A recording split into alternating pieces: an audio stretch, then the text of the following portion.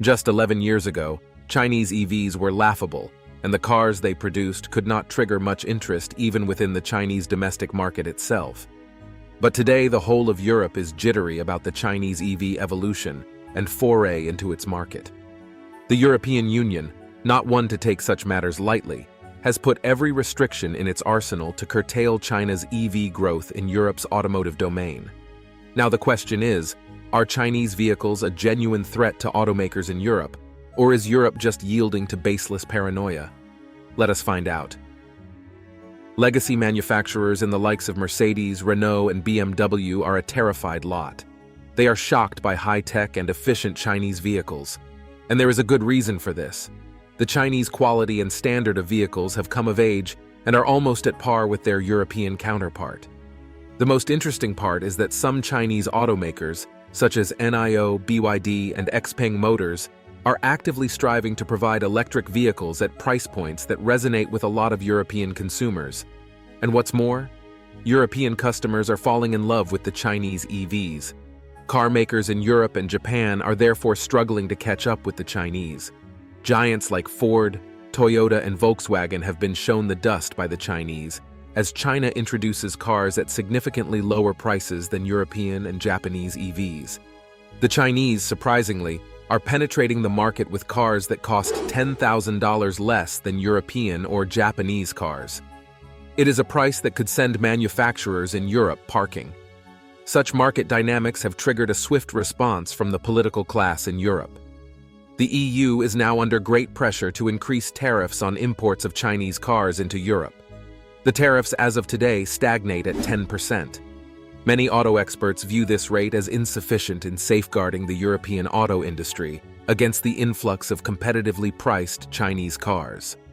A lot of them want that tariff inched up to match the US recent tariffs by the Joe Biden administration against Chinese EVs, which now sits at 27.5%.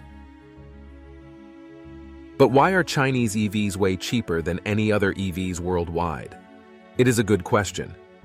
While traditional European car manufacturers remained entrenched in the world of internal combustion vehicles, the Chinese took a divergent path, directing their focus toward electric vehicle manufacturing. By doing this, they sidestepped the intricate web of patents and intellectual property rights that often hinder innovation in the automotive sector. Recognizing the promising future of EVs, the Chinese took on an innovative journey, particularly in the realms of engines, software, and most notably, battery technology. It is in the domain of batteries where the Chinese have not just excelled, but outpaced manufacturers worldwide by far. To give you an example, a Chinese company, BYD, stands as a leader in the realm of battery design and manufacturing. For decades, BYD has singularly produced half of the world's batteries, serving as the powerhouse for various electronic gadgets such as phones, tablets, and laptops. BYD's foray into electric vehicles was characterized by a distinct advantage. The company had already mastered the art of battery manufacturing, a crucial component that constitutes 50% of an EV's total cost. Leveraging their expertise, BYD swiftly ascended to the forefront of the EV sector, emerging as a leader. In an industry where batteries serve as the lifeblood of EVs, BYD's proficiency has positioned it as the preferred choice for many auto manufacturers, who now opt to procure batteries from BYD rather than undertaking the arduous task of building them from scratch. Another perspective on why Chinese cars outcompete other EVs in the market is their advantage in securing the key ingredient of EV batteries, lithium. Lithium is what makes the EV batteries tick. Lithium metal stores electrical charge longer than any other known metal today. China tops the list of countries endowed with lithium in the whole world. Other major producers of lithium include Australia, Argentina, and Chile. Shockingly, China owns a majority stake in companies extracting lithium in these countries. Australia, for example, does not sell its lithium to any other country other than China. I guess now you can see why China has all the leverage to produce batteries at a lower cost. Cobalt, another crucial component in battery manufacturing, introduces a similar narrative. Found predominantly in the Democratic Republic of Congo, China once again commands a majority share in the companies responsible for mining this indispensable mineral. To add to that, China boasts half the world's refining capacity for lithium and creates a supply chain that runs top to bottom. Contemporary Amperex Technology Limited, KTL, based in the city of Ningde in the Fujian province, is now the world's biggest lithium battery manufacturer, with Ford, Volkswagen, BMW, and Tesla among its customers. Chinese EVs' entry into Europe is bad news for traditional European automotive brands struggling with higher production costs and who are still heavily invested in producing vehicles with gasoline or diesel engines. The Chinese EVs have come to awaken a slumbering European auto industry, which for a long time refused to innovate into EVs that tentatively are the future of travel. With rising demand and a decisive shift in trends favoring electric vehicles, isn't it high time for European automakers to undergo a transformative shift in their mindset and align with the evolving needs of their clientele? This imperative seems glaring, yet one wonders if urgency has truly gotten into the consciousness of European automakers.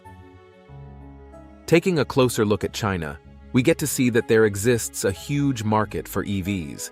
China's population stands at 1.4 billion, you can imagine. Chinese EV manufacturers have astutely utilized this vast market as a testing ground for not only the efficiency of their vehicles, but also for gauging market acceptability, all while honing aggressive marketing strategies. Can you imagine that about half of the electric cars on roads worldwide today are now in China? International Energy Agency estimates that the country accounts for around 60% of all BEVs sold in the world. China, as we have seen thus far, has some key advantages in making itself an EV superpower. Electric cars built in China are around 40% cheaper to manufacture than those made in Europe. Research by parts supplier Forvia suggests this amounts to roughly $10,000 per car in the small EV segment. China now builds some 27 million vehicles a year. Around 21 million of those are passenger cars, and the numbers just keep growing. Chinese cars have evolved from cheap alternatives to something desirable. Already, more than 1 in 4 cars being exported by China are BEVs, with the total expected to hit 1.3 million this year alone. This transformative surge raises concerns among experts, industry insiders, and senior politicians, who warn of an impending threat to the survival of the European car manufacturing sector. On the flip side, the Chinese market is the largest overseas market for many EU car companies, and China provides a favorable business environment for European cars. EU automakers should innovate and adapt to the current demands of automobiles.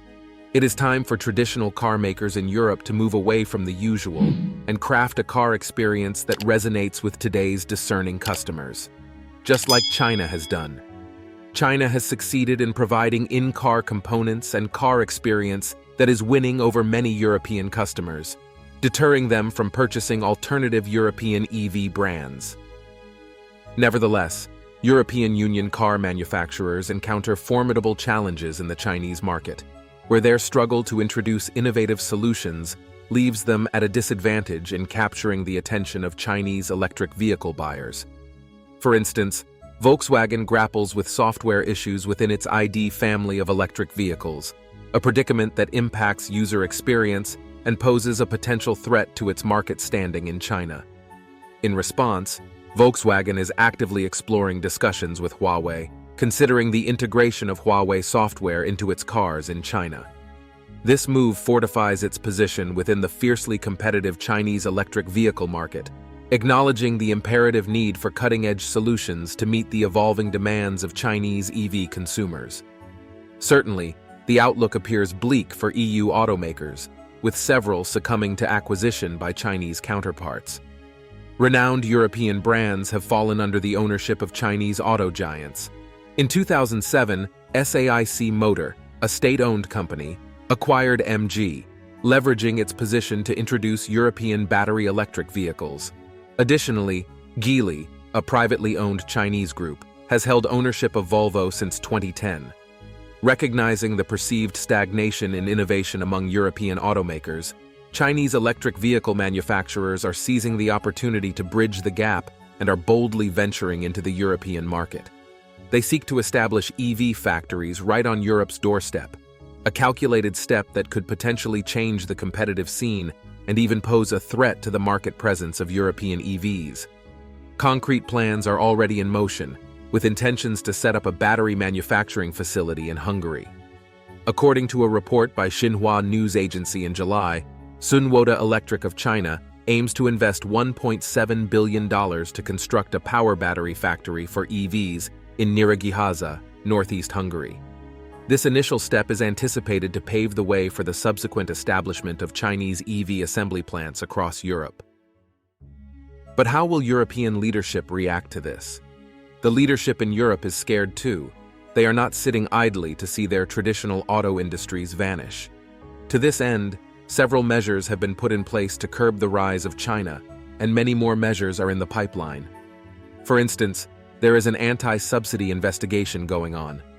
Europe alleges that the Chinese government's heavy subsidization of its auto industry provides an unfair advantage, contravening World Trade Organization principles. However, a closer examination challenges this narrative. Surprisingly, Chinese electric vehicles command significantly higher prices in Europe than in their domestic market. Conversely, certain European EVs are priced more modestly in the Chinese market than in Europe. Understandably, Europe would go all the way to protect its people's jobs and the auto industry in general. At the moment, Britain's automotive industry employs 182,000 people in manufacturing and contributes £14 billion to the economy per year. The auto industry in Germany, Europe's biggest car producer, employs almost 800,000.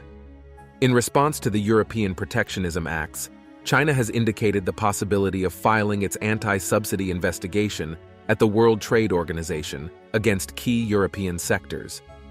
EU's anti-subsidy probe into Chinese electric vehicle imports is perceived by China as breaking global trade rules, deviating from past practices, and being politically driven. It is undeniable that China's EVs have price advantages, but while government subsidies might have played a role in this in the distant past, it is not the true picture of the situation today in the Chinese auto industry.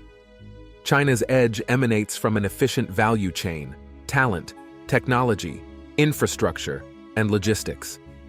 The anti-subsidy investigation by the EU is just a flimsy excuse to close the door to Chinese electric vehicles. The consequence of this would only hurt the EV buyers in Europe. Europe is a huge crusader of environmental protection campaigns. It intends to eliminate combustion engines from its roads by 2035. However, the pushback of the affordable EVs from China will make Europe's efforts for net zero counterproductive. It will mean continued manufacturing of combustion engines past 2035. We can see who is losing here. On the other hand, China only wants to exploit the coming shift to BEVs as the net zero agenda rolls into effect by 2035. What Europe should do instead is to cooperate with China in areas where it is deficient. If China and the EU cooperate in the EV sector, it will lead to a win-win situation, where everyone is happy. But does the leadership in Europe want to go this route? No. Instead, Europe wants to listen to what America dictates. But it is clear that America is only looking out for itself and has minimal beneficial interest for Europe, a sinister move that Europe can't see. America wants its EV sector to thrive at the expense of the Europe auto industry. If America manages to convince Europe to go against China-EU cooperation, Europe will lose, and America will become the sole seller of EVs in Europe. Europe would have given up a huge opportunity to create local jobs for its people, considering that many Chinese EV makers are expressing intentions to establish assembly plants in the continent. The EU talks about protecting Europe's automotive industry, but history shows that resorting to trade protectionism isn't a winning strategy. It's costly and often ineffective. Take Europe's attempt to shield its solar manufacturing, for instance, which turned out to be a major letdown. The very manufacturers the EU aimed to safeguard ended up purchasing Chinese solar products, slapping on an EU label, and calling it a day. Now the question is this what the EU leadership wants to happen with its auto sector by entering into protectionism? Your guess is as good as mine. Electric cars, or EVs, are still about €11,000 more expensive than combustion engine cars, and the price difference is not predicted to level out until around 2030. And with all these jitters in Europe, It may surprise you to learn that China accounts for only 8.2% of total cars sold in Europe, and a significant number of people are still purchasing petrol cars compared to EVs. This suggests that Europe isn't out of the game just yet. The key lies in ramping up production to cut down costs and adding some extra luxury features to their cars. A move in the right direction is what Volkswagen has done. Volkswagen, Germany's largest car company, spent $700 million to acquire 4.99% of the shares of XPeng Motors, a Chinese EV vehicle manufacturing company. It aims to reach a strategic cooperation and jointly develop EV products. In this way, the company will be better positioned to grasp the intricacies of Chinese technology, using it as a springboard for the company's advancement into battery electric vehicles. As the world transitions toward clean energy, decision makers in Europe need to play it smart. I mean, the whole auto manufacturing scene in Europe, it's screaming for a makeover big time.